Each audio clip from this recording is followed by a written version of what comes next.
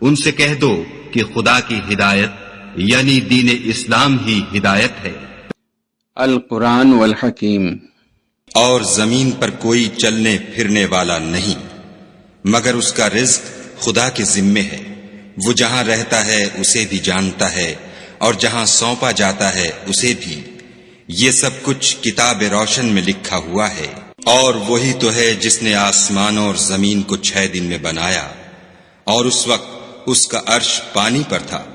تمہارے پیدا کرنے سے مقصود یہ ہے کہ وہ تم کو آزمائے کہ تم میں عمل کے لحاظ سے کون بہتر ہے، اور اگر تم کہو کہ تم لوگ مرنے کے بعد زندہ کر کے اٹھائے جاؤ گے تو کافر کہہ دیں گے کہ یہ تو کھلا جادو ہے۔ اور اگر ایک مدت معین تک ہم ان سے عذاب روک دیں تو کہیں گے کہ کون سی چیز عذاب کو روکے ہوئے ہے، دیکھو جس روز وہ ان پر واقع ہوگا پھر ٹلنے کا نہیں، اور جس چیز کے ساتھ یہ استہزاء کیا کرتے ہیں وہ ان کو گھیر لے گی۔ اور اگر ہم انسان کو اپنے پاس سے نعمت بخشیں پھر اس سے اس کو چھین لیں تو نا امید اور نا شکرا ہو جاتا ہے۔ اور اگر تکلیف پہنچنے کے بعد آسائش کا مزہ چکھائیں تو خوش ہو کر کہتا ہے کہ آہا سب سختیاں مجھ سے دور ہو گئیں۔ بے شک وہ خوشیاں منانے والا اور فخر کرنے والا ہے۔ ہاں، جنہوں نے صبر کیا اور عمل نیک کیے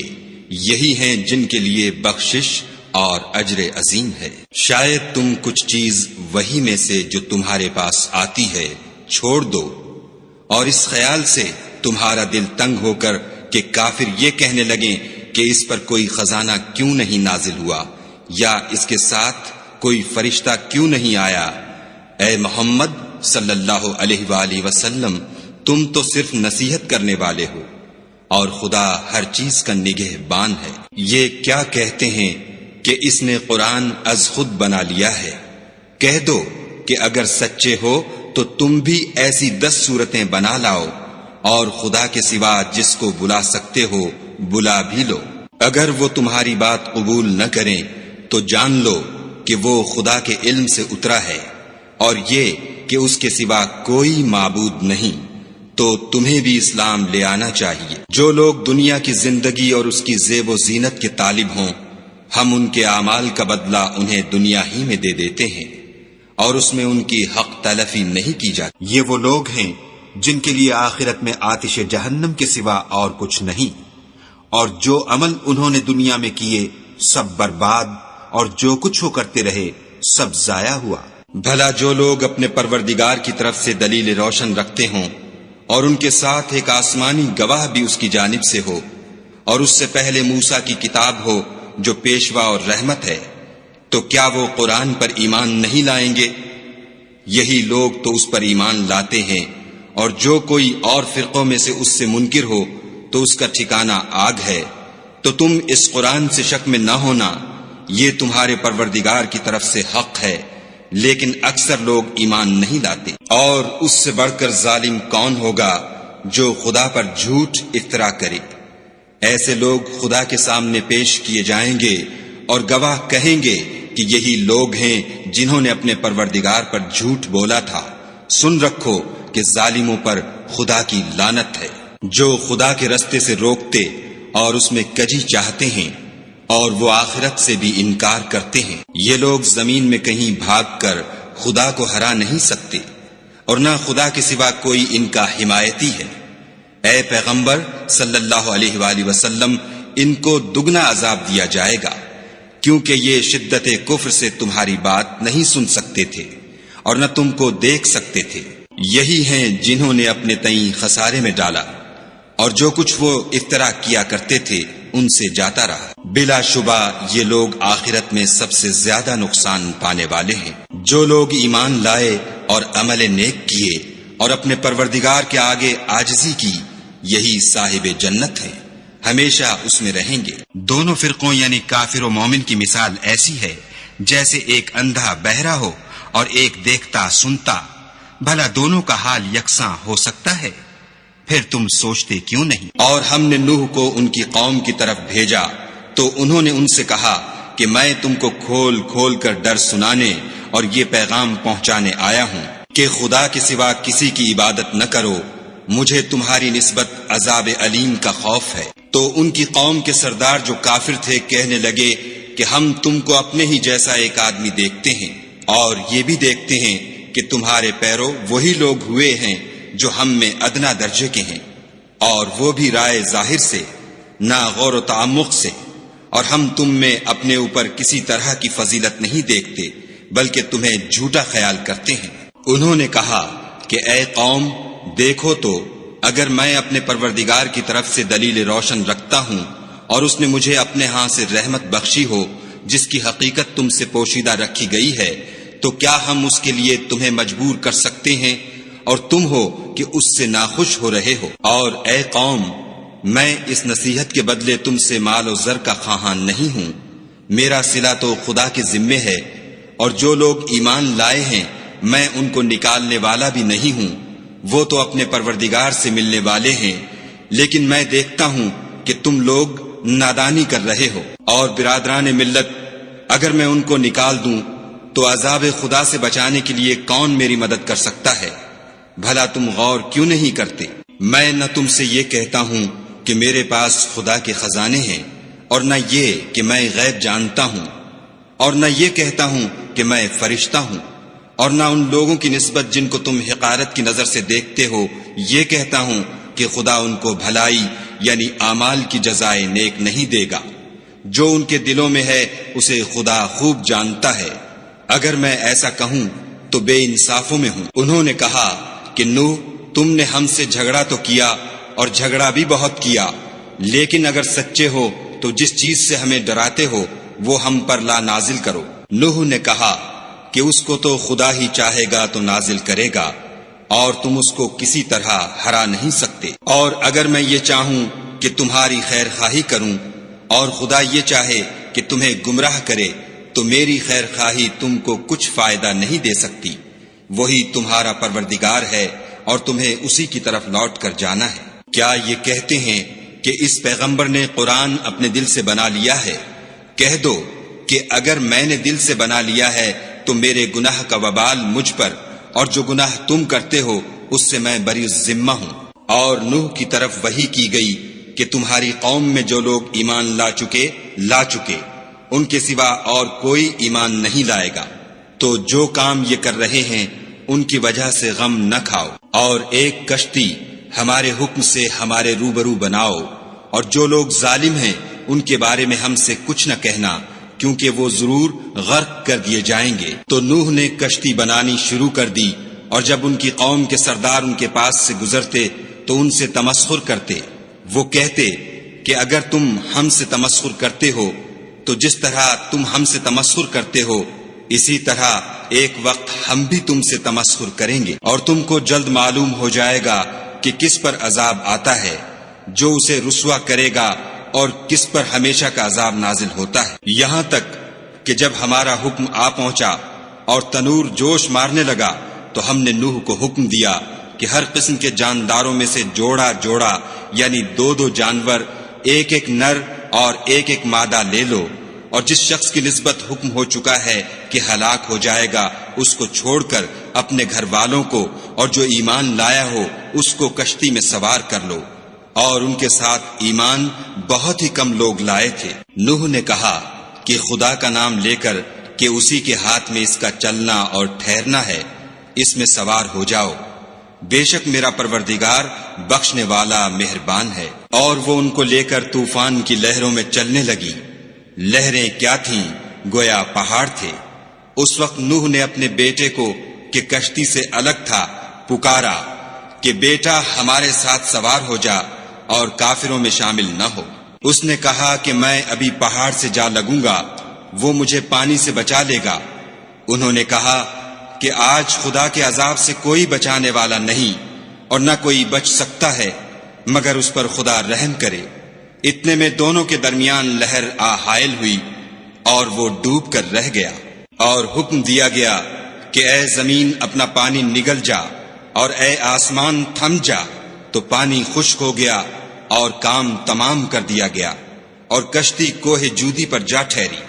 اور کہہ دیا گیا کہ بے انصاف لوگوں پر لعنت۔ وما من دابة في الأرض إلا على الله رزقها ويعلم مستقرها ومستودعها كل في كتاب مبين وهو الذي خلق السماوات والأرض في 6 أيام وكان عرشه على الماء ليبلوكم أيكم أحسن عملا ولئن قلت إنكم مبعوثون من بعد الموت ليقولن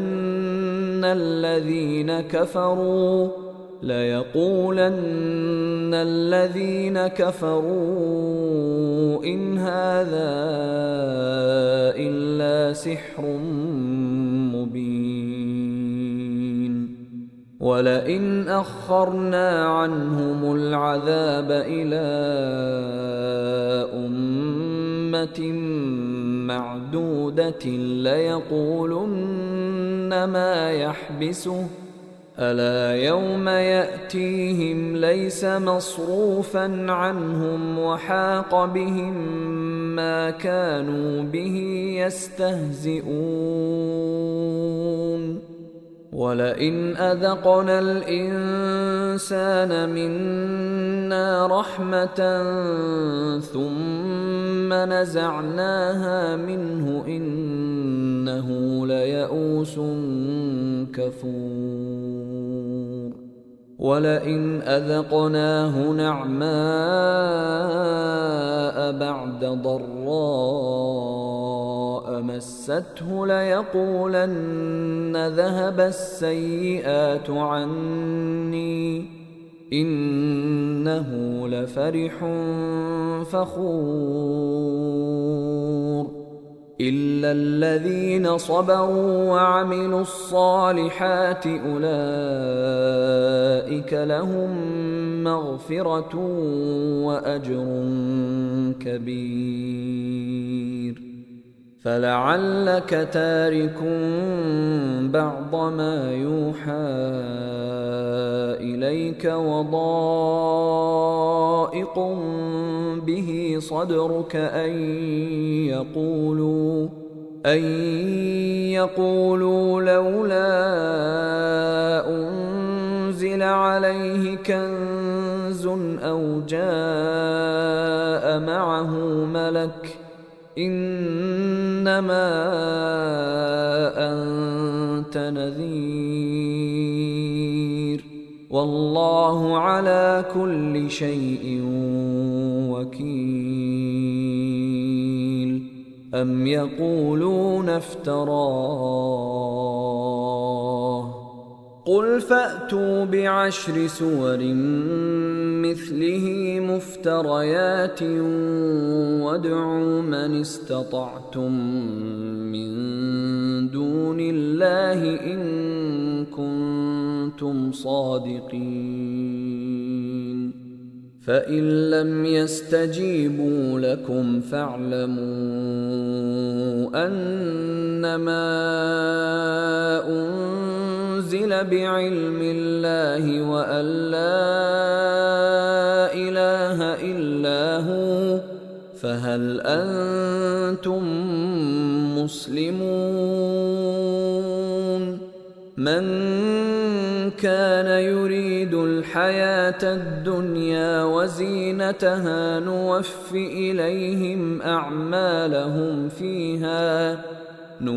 إليهم أعمالهم فيها وهم فيها لا يبخسون أولئك الذين ليس لهم في الآخرة إلا النار وحبط ما صنعوا فيها وباطل ما كانوا يعملون أفمن كان على بينة من ربه ويتلوه شاهد منه ومن قبله كتاب موسى إماما ورحمة أولئك يؤمنون به ومن يكفر به من الأحزاب فالنار موعده فلا تك في مرية منه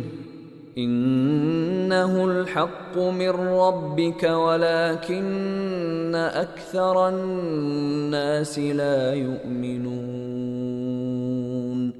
ومن أظلم ممن افترى على الله كذبا أولئك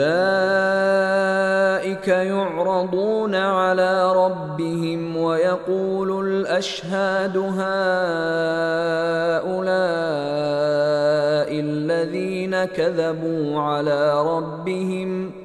ألا لعنة الله على الظالمين الذين يصدون عن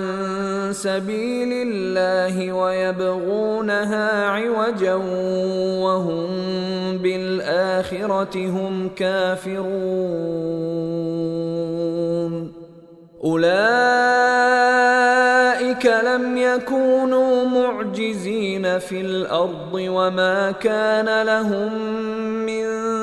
دون الله من أولياء يضاعف لهم العذاب ما كانوا يستطيعون السمع وما كانوا يبصرون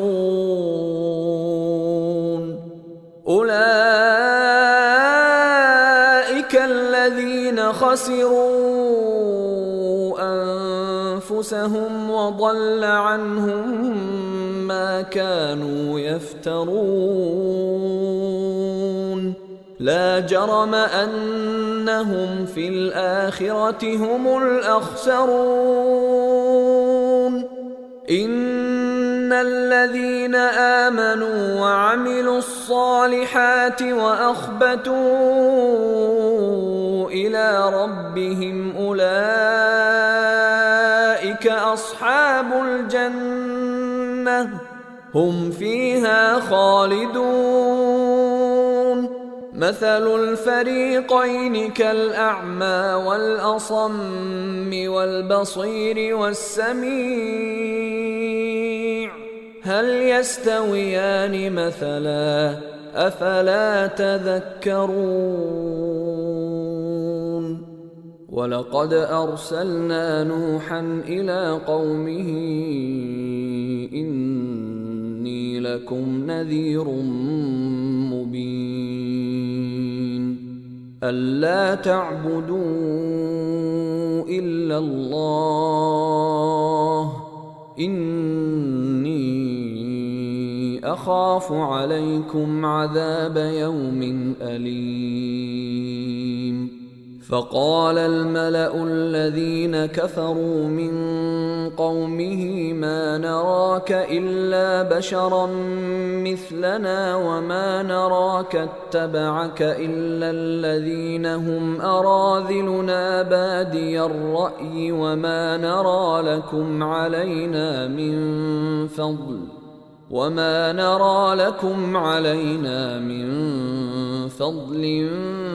بل نظنكم كاذبين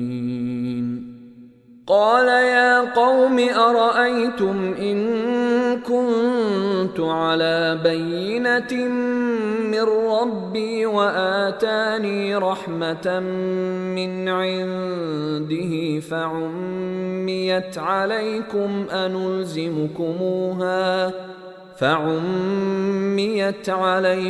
أنلزمكموها وأنتم لها كارهون ويا قوم لا أسألكم عليه مالا إن أجري إلا على الله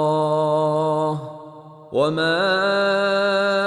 أنا بطارد الذين آمنوا إنهم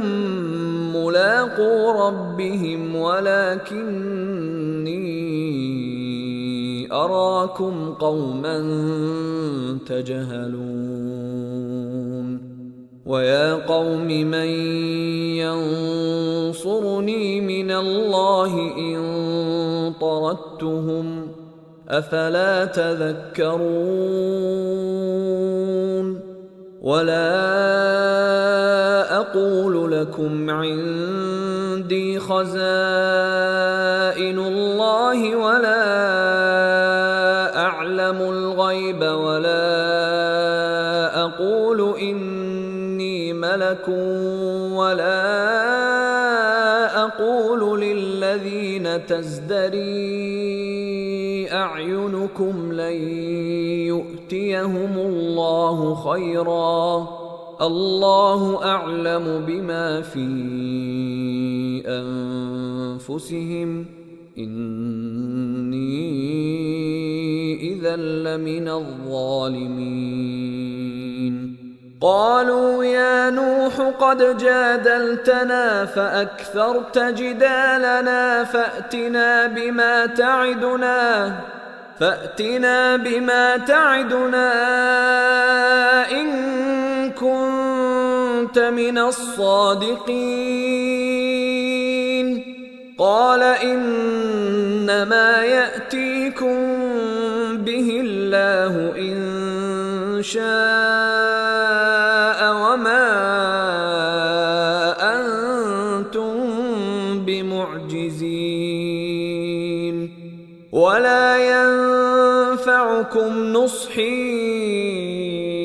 إن أردت أن أنصح لكم إن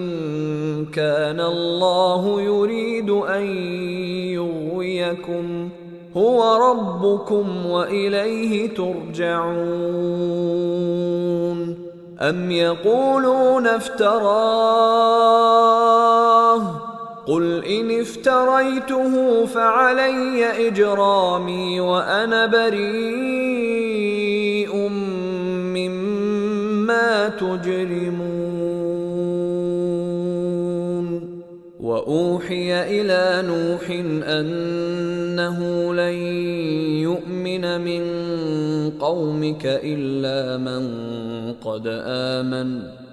أنه لن يؤمن من قومك إلا من قد آمن فلا تبتئس بما كانوا يفعلون واصنع الفلك بأعيننا ووحينا ولا تخاطبني في الذين ظلموا إنهم مغرقون ويصنع الفلك وكلما مر عليه ملأ من قومه سخروا منه قال إن تسخروا منا فإنا نسخر منكم كما تسخرون فسوف تعلمون من يأتيه عذاب يخزيه ويحل عليه عذاب مقيم حتى إذا جاء أمرنا وفارت النور قل نحمل فيها من كل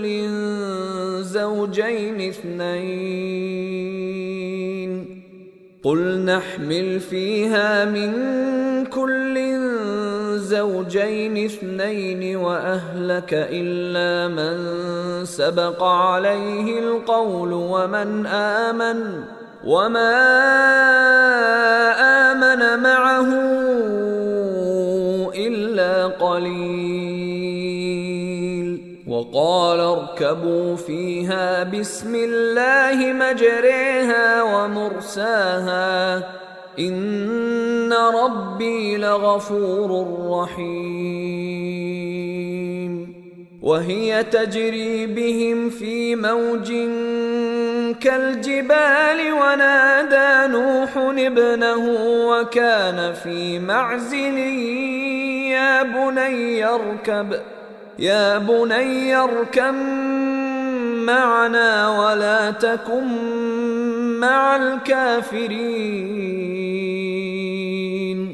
قال سآوي إلى جبل يعصمني من الماء قال لا عاصم اليوم من أمر الله إلا من رحم وحال بينهما الموج فكان من المغرقين وقيل يا أرض ابلعي ماءك ويا سماء أقلعي وغيض الماء وقضي الأمر واستوت على الجودي